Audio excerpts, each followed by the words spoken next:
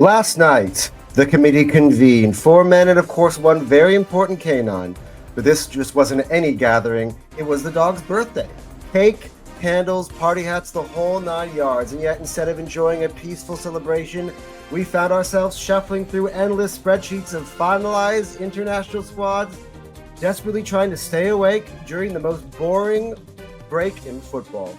We argued, we laughed, we questioned why Albania needs 3 left backs. And yes, we toiled and burned the midnight oil to bring you the ultimate truth. And now, ladies and gentlemen, the only reason the international break is worth surviving, Anton's tears. Well, before we get into Anton's tiers for this week, this is our post-transfer window tiers.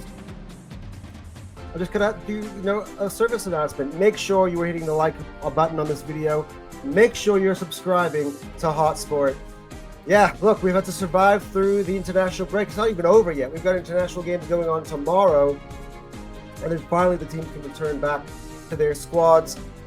But we came here earlier in the week because, of course, we just had to kind of go over, how the teams now look, not just with the matchups that occurred in the third match week, but also with all of the late drama that happened in the transfer window. So lots have changed here on the tiers. But let's begin. Anton's tiers. All right, the bottom row. Outdone by the newbies. I got Aston Villa, Brentford, and Wolves. And why are they outdone by the newbies? Because, well, we all expected that Burnley, Leeds, and Sunderland would be the worst 3 teams in the Premier League, right? I mean, it's been up and down the last couple of years. 3 up, 3 down, 3 up, 3 down. But Aston Villa have been outperformed by Leeds, by Sunderland, by Burnley.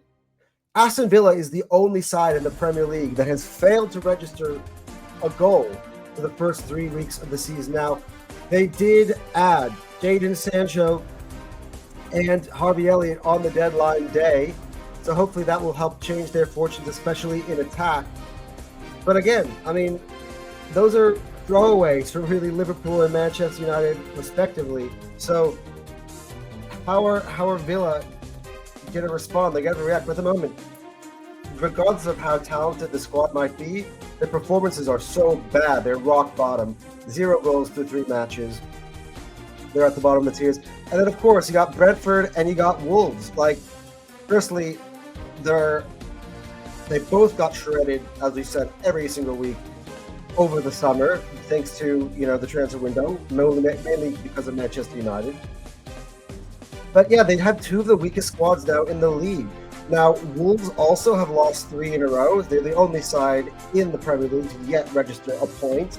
So you got one that's yet to register a goal. The other one is yet to register a point in the Premier League. 3 defeats. Not good enough for Wolves. And for Brentford, despite having a win on their CV this season, they're still a bottom 3 in terms of the talent following the transfer window. So as you see, it's not just all about performances, it's also about how things shaped up in the window. Next one, long season ahead.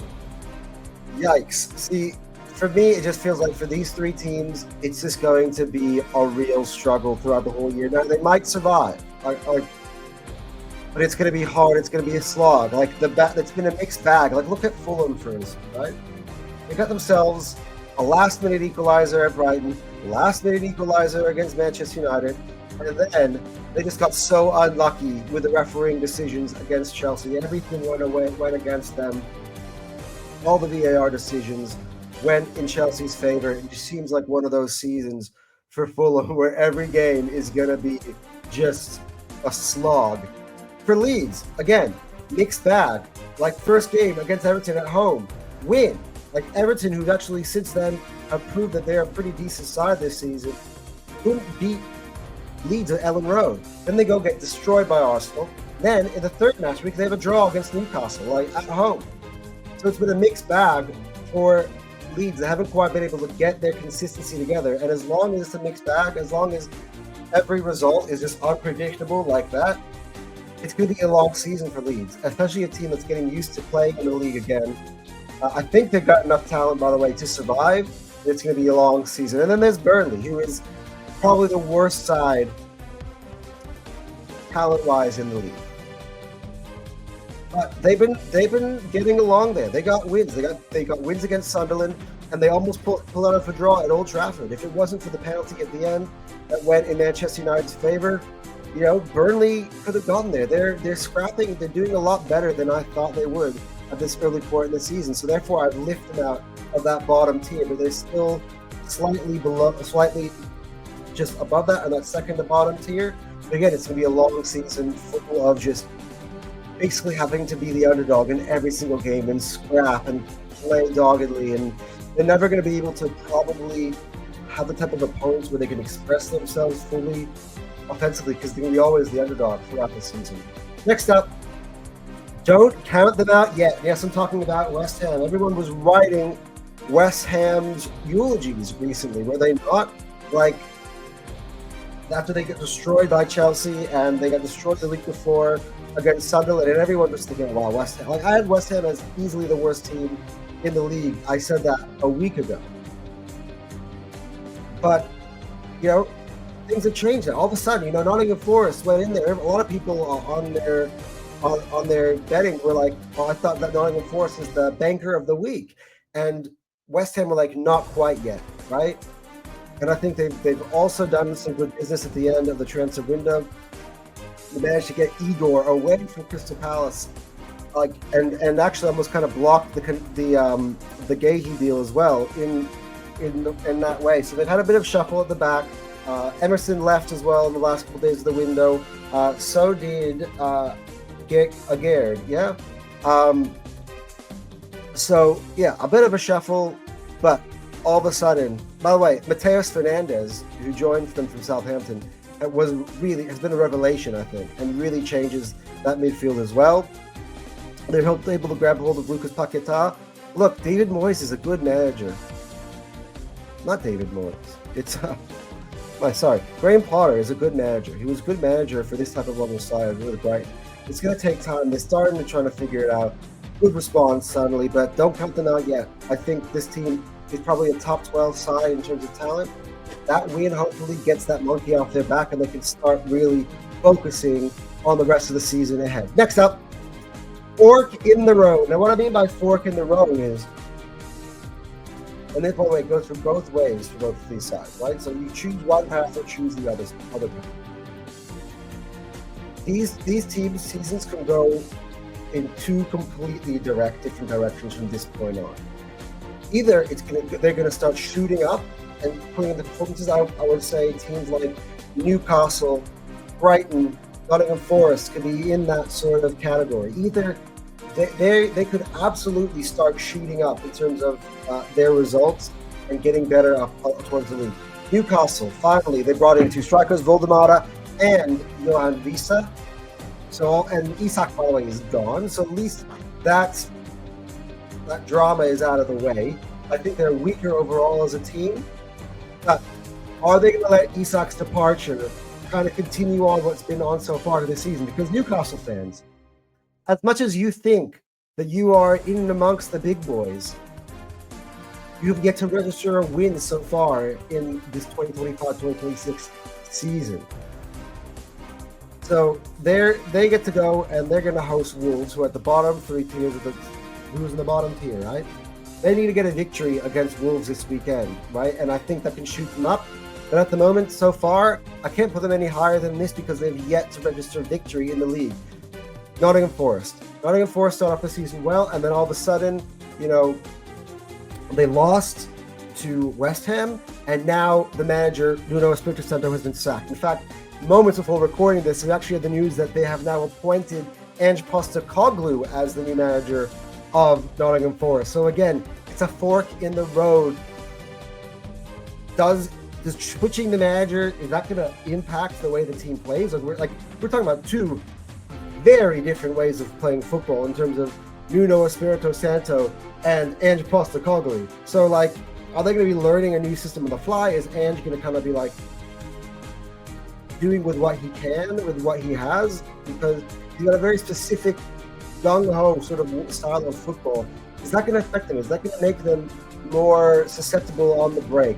I actually like Nottingham Forest's defense personnel-wise. I think they're amongst the big boys in terms of their personnel. But again, it's that managerial stuff back and forth. Coming off of a loss against a team that had previously lost both games, how do they respond? Like, what goes on with their season from here? Sunderland, newly promoted team. They lose 1 week. They win 1 week against West Ham. Then they lose against Burnley, the relegation team. And then next week after that, hey, back home, we pop up with a victory against Brentford, against another team that they probably should beat. But again, it's up and down and up and down and up and down. And now they're actually going to go to Selhurst Park, which I think is going to be a real test. So we're going to kind of see if Sunderland is the team that they're showing, that they can really show form of a team that's going to survive in this league and maybe even push mid-table. Or is this all kind of like a false dawn? So it's just like either they're going to push or they're going to drop. And Brighton, again, a top 10 side in terms of talent. And just the results are a bit of a mixed bag at the moment. Beat Man City. So all of a sudden we had them in the bottom tier last week. And then they go ahead and they beat Man City. So they're right here again. Decide who you are. Are you the team capable of beating Manchester City? Or are you the team that's just struggling against the Fulhams of this world at home? Let's see. A fork in the road time for those 4 clubs. Next up, sounds about right. Yeah, look. Manchester United. I think a lot of people have joked that they've become Everton. Like, they're no longer Man United as you know it, but they're actually, maybe by name Man United, but by stature Everton, right? And it's so funny that, like, I was going through, me and the committee were going through like who to put in this tier, and we think Everton with their 2 victories, back-to-back wins after defeat against Leeds in the first game, like we had to put them in and around here. Like I couldn't kind of I don't believe Everton are good enough to be up above this in the tiers, but I think this is about right. And then United, again, good performance against Arsenal, poor performance but a draw against Fulham, and they hung on against Burnley. But enough to take the pressure off of Amorim for now, because they did get the victory. But I can't put United up there either, because like they're struggling to beat Burnley at home. Like the performances are just not good, but they're also not as bad as this. So it's like I had to put them here. But yeah, sounds about right. Everton, Manchester United on the same tier. By the way, big up David Moyes at Everton. I actually said West Ham, he sacked West Ham a year ago. Big up David Moyes at Everton, because they've picked up. I thought they would struggle this year, and they've looked really good. Not just only the results, but as well the performances are good. Like Jack Grealish has really impacted them as well positively. He stepped up with the 2 assists. Good stuff for Everton right here. Next up, this year's Forest. I mean, Nottingham Forest came out of nowhere to basically challenge the big boys and end up in a European spot. Now, ironically, Crystal Palace was the team that lost out on the Europa League spot to Nottingham Forest because of whatever was going on with the ownership and double owning and something to do with Lyon. But yeah, without Eberechi Eze, they've hold on to Mark Gahey now. I think Palace have been good. Look at the way they performed against Villa away. Like they look good, and not just that. Like Jeremy Pino is going to come in to the side. They're going to get better. Yeah, and they got a game this weekend, right? Newly promoted Sunderland come to Crystal Palace. It's a time for them to be like, hey, because you know what? They're stringing out these performances together. Crystal Palace, 5 points in their first 9. And of course, like, if you think about it, they had draw against Chelsea, right? Which they could have easily won. So I think they're doing a lot better than I thought they would have, considering losing Eze. They still kind of have that Glasgow, well-organized, well-managed side sort of feel to them. And another well-managed side by Areola is Bournemouth. And Semenyo has been really good to start the season. I think despite the loss they made on the defense, I think they recouped it quite well. And I think they've been playing good football. They've been playing fearless football. And again, they went ahead. They went to Tottenham, and they won. So this season now, they've now gone to Liverpool, really gave them a run. I came back from 2-0 down to 2-2 at Anfield. Like honestly, they played better at Anfield attacking wise than Arsenal did. Like, that's just reality in terms of if you're going to put the performances side to side. But so, yeah, I think these pieces of the makings to sort of be that season's Forest. Like, I mean, it's kind of like The Bachelor at the moment, right? We're trying to like determine like who is going to be this year's Forest, right? Maybe Forest will be this year's Forest. We'll find out. But like, that's kind of where we're at now. So like these two, just sort of on par in that sort of space in the tiers, and yeah, we're happy to see it. We're happy to see it. And then next up, falling dynasty, and that's right, Man City. Like, guys, I should put this as the title. Like, there's so many juicy things I'm going to put as the title. But back-to-back defeats. Oh, it's Tottenham and then away at Brighton. Man, the wheels are falling off, starting to, for Pep Guardiola. They have the international break to regroup and see if they can, get things together. Their next matchup, let's see, is, I believe it's Man United. Hey, a nice, easy game at home, Manchester United. Time to turn it around. Maybe it's a good sort of incentive to turn it around. A Manchester derby, but like, is this just an early blip? Because it's similar to some of the form that they had last year, let's be honest. Like, I had them challenging with Arsenal and Liverpool at the top, and that's because it's the respect you have to give to Man City, because they have been so good over the years, so dominant over the years. They have Pep Guardiola. But the more and more that man starts scratching his bald head, I gotta tell you, the more I'm feeling like maybe this is the end. Maybe Man City are falling. We'll have to wait and see for the next episode, because guess what? Man United again come to the Etihad to play, and we'll have to see. Next up, the chasing pack. So these are the teams I think that are now, we're getting to the nitty gritty of these tiers, right?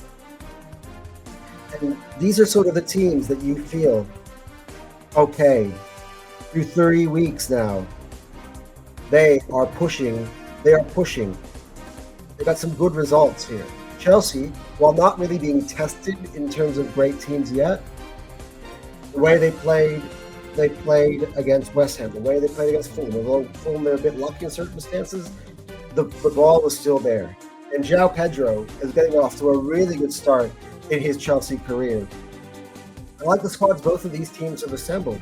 Tottenham have made a big boost. I mean, since they've missed out, we were talking about them missing out on Eze, but they add Javi Simmons to the fray now. I believe we mentioned that in the last week's years, and I'm pretty sure we did. And as well, they went and got Kolo Muani. They've now really bolstered the attack. They got Kolo Muani on loan on deadline day, and I just feel like the talent is there now.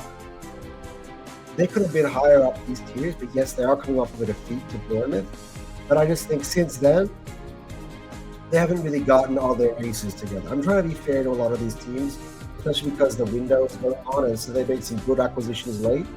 We're not really going to get a full idea of what some of these teams really fully look like, maybe for another week or two, as these new signings start to gel. So on this list already, Man City have had their signings kind of gelled in. Now, Donnarumma's come in, I didn't mention that. But that's that keeper. Like, the rest of the team should really be gelled by now, in all circumstances. I mean, United made a keeper switch. The rest of the team should be gelling by now. Like, Mbeumo and Cunha played 3 games together. Tesco, by the way, why is this Tesco started? But we're going back down, like 3 tiers down below. But again, that's my point about Spurs. Kolo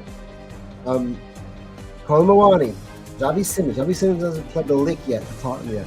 Let's see how that's an impact. I just feel like they're going to be just a different team from last year, where they were 17th, and now they're going to be in and around the Champions League spots, potentially pushing the big boys. And speaking of big boys, no more excuses. No more excuses for Arsenal. Now, I told you guys last week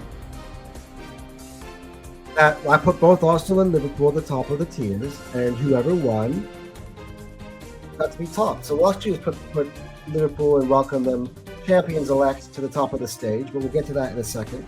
It's because there's no mysteries, but I said the winner would be top of the tier, but there are also many different things involved in this. Now, for Arsenal, that performance against Liverpool, it was very, very cautious. Just trying to be nice to my own club here. It was cautious. But again, as I've stated many times on many different platforms, he was always going to be cautious. That's the Arteta approach away from home. He's pragmatic when it comes to being away from home. And maybe the question needs to be if that needs to be revisited. I think that's a fair thing to ask. Also, a fair thing to ask is, yes, it's one thing playing defensively, but can you link that counter-attacking part of the game? And maybe not playing a number 10 is something that Arteta is going to regret. But regardless, the reason why there's no more excuses now for Arsenal, and that's kind of the table that I'm the tagline I'm putting here for the season. The squad is perfect. So Nketiah now in the signing has been made official since this last video. Eze got fully appeared for that kind of 15 minutes for Arsenal. We haven't really kind of grip of what that's going to look like. We haven't really gotten the grip of what the team could look like with a kind of Eze, Gyökeres, Saka front three. Midfield, I think the midfield we can kind of guarantee what they look like together. Now they need an extended run playing together. Odegaard seems to be good. Let's cross fingers. I think he's got one more game to play for Norway. But he seems to have gotten over whatever shoulder injury was bothering him before. The defense is just so good. Some of the players needed to do the international break to kind of get themselves together, fitness-wise. Like Ben White, Bukayo Saka. Now, Saliba's gonna be out for a little bit, but Jurrien Timber. I don't know if Jurrien Timber got selected for Netherlands. I don't think so because I haven't really heard his name in the news much. But they have a chance kind of get a little bit healthier. If they will to be able to have that selection because Champions League is going to be thrown into the mix as well here. But regardless, the squad is there. There's no more excuses for Mikel Arteta this year. At least none that I can find. Now, excuses might come out throughout the season. I don't call them excuses. I call them facts or reasons. But as from where I'm looking for right now, that squad is facts. And Arteta needs to deliver something this season. A trophy. And for me, I still don't feel like Carabao Cup or FA Cup they just feel still underwhelming. I'm in this mindset that we're chasing after the league, we're chasing after the Champions League. That's why we've built these squads that strong. Let's see. No more excuses for Mikel Arteta. Next one, champions elect, as we'll visit now from Liverpool. Top of the tiers. Again, look, they must be the favorite, right? Everyone kept saying, if Alexander Isak joins Liverpool, the league is over. Well, that news broke last week that Alexander Isak on deadline day signed for Liverpool. And he was saying how, I'm coming into a team that's already built, already champions, and now we're going to go to a next level and all this stuff. And he's trying to be scary and blah, blah, blah. Well then, if your team is that good, if you won the transfer window, breaking the transfer window twice, you guys better win it. Right? Here you go, champions elect. My team is stacked. But apparently, it doesn't matter to the public because Arsenal doesn't know how to win trophies. And Liverpool do. And Liverpool have Isak. And Isak is the best striker on planet Earth. Well, if that's what you believe, and you believe no matter what of the season now, right? If Liverpool don't win the major, they don't win the title, they don't win the Champions League, it's a failure of a season for them. It's an underachievement. So you set all these lofty expectations of Liverpool, and yeah, look, they beat us by a free kick goal. Congratulations, Szoboszlai, Liverpool, well done. And I said, I stood a man of my word. Whoever won that goes top of the tier. There you go. So to the winner goes the spoils. But yeah, I mean, even though I can see some holes in them, they have to be champions elect. They have to be champions elect, right? Like 3 weeks into the season, the league is done. What are your guys' thoughts on this? What are your guys' thoughts on my tiers post transfer window heading into match week 4? So, like, what do you think everybody should go higher, go lower? Are you happy with like Man City being as low as they are on basically tier 4? Yeah, guys, let me know in the comments section below, guys. But yeah, we'll be back with more content later on in this week. We've also got NFL content coming out for you. But until then, Anton out.